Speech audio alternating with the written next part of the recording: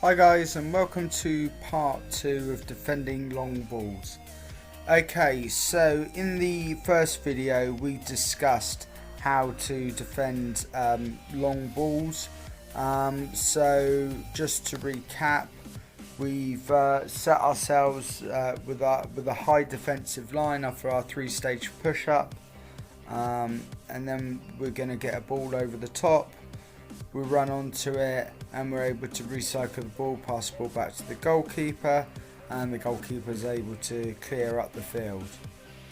Or the other thing is if the ball goes through and there's too close to the goalkeeper, it's not a good idea to pass back to him, as he might get the ball robbed off of him. So we're going to look to try and play out instead, or clear the ball out away from danger.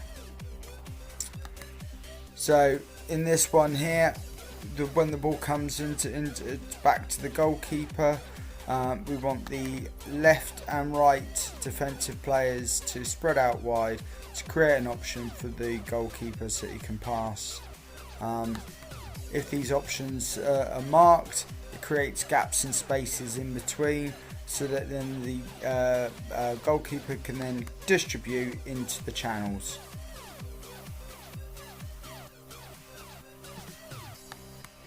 If the ball's played deep into the corner and you're running onto it and you're being chased by a man, like here, it's a really bad idea to try and dribble the ball back inside to danger, or passing inside to a teammate if they are marked like this. It's because it means that it's extremely dangerous and risky, and you might lose the ball and concede a goal in that area of the pitch. Instead, try and turn away to the touchline, shield the ball, protect the ball, and then try and clear the ball up the line, up the channel. Or if you can even try and take on the man, but at least you're heading away from danger and not getting the ball back into a central area, which can be extremely risky, and especially if it's a congested area. Right, so the second part of this to explain.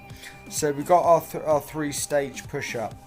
Okay, so in explaining previous videos, first stage push-up means we clear out of our box, and then the second stage is when the progresses further up, we're able to push the ball up to the second stage, and the ball goes past the halfway line, and then when the ball goes deep into the opponent's half, then we push up to the third stage line, which is normally up near close to the halfway line. So the problem that we've got is the fact that it's good to have these set in our defensive lines in these areas. However, there's times and instances that you might find that it's causing a problem having a high defensive line, especially if the opponents have got extremely fast players, or sometimes even if you're playing on a long grass where the ball holds up. These types of scenarios where there's lots of space in behind. So in this scenario here, what we've done is we've dropped in our 2 strikers here, and then we've got the ball and we're playing up. So our defence push up to the third stage push-up line. The 2 strikers are in an offside position. However, they're not going to stay offside for very long, because they're then going to come back and get back onside. So at this point here, we've got a high defensive line, we've got 2 extremely fast strikers, and our players in this scenario, they're stood square onto the ball, so they're not on the half turn, ready to react and ready to return and like recycle the ball and use the goalkeeper or keep the ball away from danger. So in here, the ball then gets played, they run through, they're much faster, can't get back, through 1v1, and they score a goal. So when we have this situation, what we've got to try and do is we've got to try and counter that and give us a bit of a head start. So what you need to do is you need to reset your line. So you push up as you would to your halfway line, But once the players then get back into an onside position, we need to then drop off sort of like maybe like five or 6 yards, just to give yourself a little bit of a head start.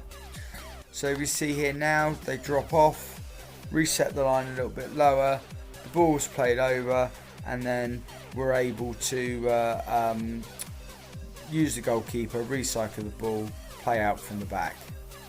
So the other thing as well is advancing on from that. So having a good defensive line, and then you, if you're working in with two central defenders in a back four, then ideally what you're looking for one of the players to be aggressive and try and win the ball, take the first knock, and then the other player you want to be on the sweep, on the cover. This is because you don't want both players to be in especially if like the strikers are good at playing the offside line and they're not in an offside position and they're very fast, then sometimes we've just got to then just drop off. So we need to be on the cover.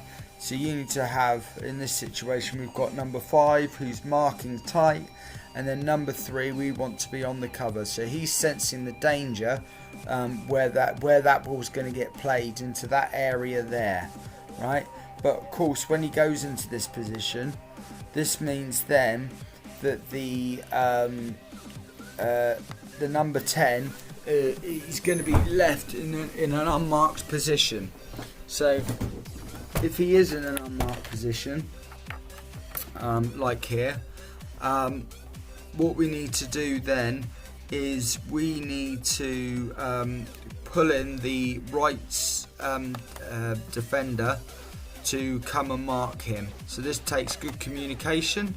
So the defender then tucks in, so we're now congested over on the side of the pitch. So we've shuffled the whole defensive line across from one side to the other.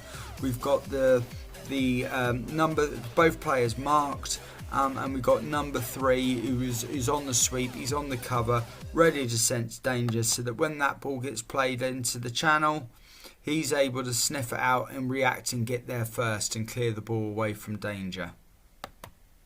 So in this example here, you can see that we've actually reset our line even deeper.